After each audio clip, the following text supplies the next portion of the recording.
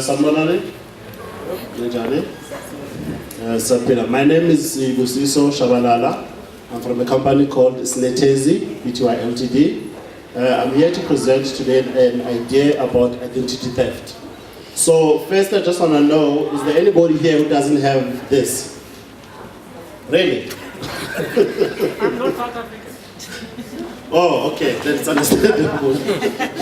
So everybody has an ID here, am I right? And then also, is there anybody who doesn't have a bank card here? Nobody. Okay. So basically my idea is about identity theft. As I said, the reason why I did that is because I'm a victim myself.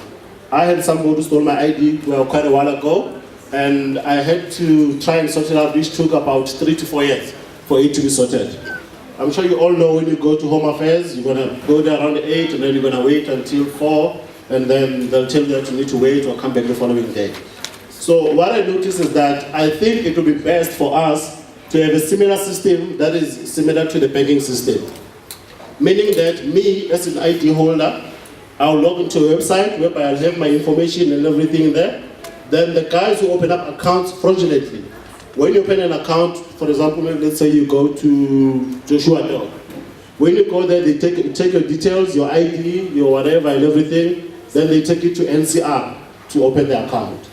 So this information will connect with NCR, meaning that before they open an account, they will check on that website to check if this ID, number 1, is valid, number 2, if there's no issues with the ID. So there's 3 options with that website. The first one is, if your ID is lost, you can use it to block your ID. The second one is, if you don't know where your ID is, you can use it to sort of suspend your ID for that time while you don't know where your ID is. Then if somebody tries and goes to open an account with your ID, then when they check on the system, they'll tell them that no, Masombuka has suspended their ID because they don't know where the ID is. Then there's also cases whereby you married to Jonathan, for example, then you divorce for whatever the reason is.